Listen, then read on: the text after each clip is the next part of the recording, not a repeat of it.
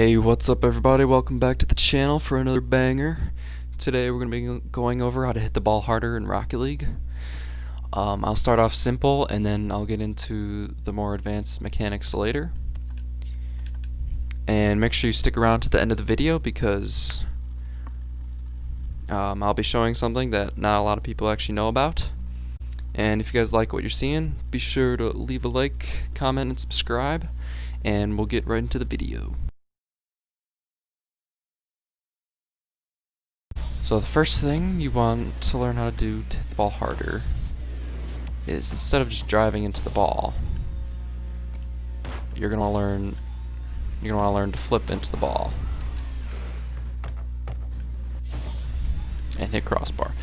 I know this is probably the first thing that a lot of people learn, but you want to make sure you master this, and not just with the front flip, but with the corner flip and the side flip and all of them. I'd recommend going to this ground shots training to practice it. They're good. It rolls in front of the goal for you, and I like to use this to practice my placement. And when you're using this training, I'd recommend going for trying to have a good shot like every time, trying to place it well, and trying to have at least be like 100 kilometers per hour.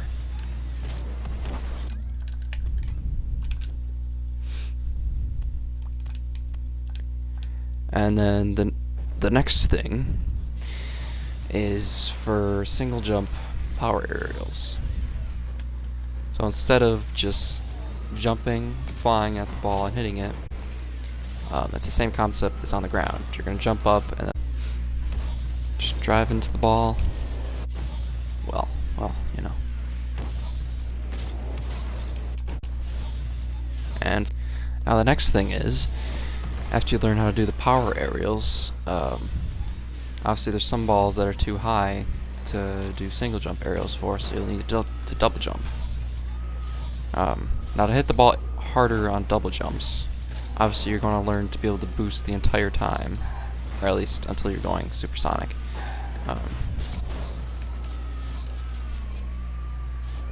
You want to be able to learn to boost the entire time. Obviously you'll get the most power, but the other thing is, instead of always just hitting the ball facing at it, which could actually slow you down, because if the ball's right above the net, so you're going to jump up and then you're going to have to point your car down to hit the ball down into the net. Whereas the other thing you could do is if you rotate your car, like this, then you can hit the ball with the nose of your car and it'll go straight down, and you can like keep your momentum. I'll show you what I mean. So on aerials like this, I prefer to turn the car upside down like that, and then it allows you to hit it down much easier than if you were to do this. Because for one, if you don't point your car down at all, it's going to end up hitting it like that. Obviously you can point your car down, but it's going to slow your momentum down. Whereas if you flip your car upside down, you can keep momentum and still hit the ball down much faster. And the final thing that not a lot of people talk about is actually the corner hit. It's basically hitting the ball with your corner cards, you could assume. And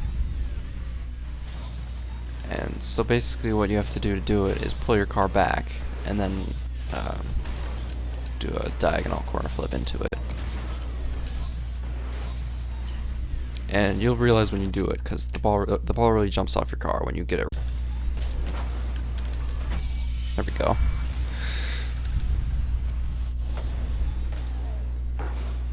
Gives it that extra bit of... And there we go. That's what I'm talking about as well. That's a good example right there. So you pull back, hit it right in the corner.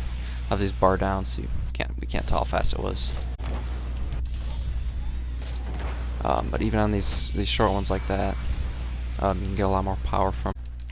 But that about wraps it up for this video. All the trainings that I demonstrated with, I'll show right now. This ground shots one is really good for almost everything I talked about except for the double jump aerials. For the double jump aerials, I'd recommend this Biddle's progression. It kind of has a mix of everything, but mostly focus on aerials, and then also this one is a couple more difficult. And that about does it for the video. Be sure to leave a like and subscribe to the channel. Otherwise, I hope you guys enjoyed, and have a great rest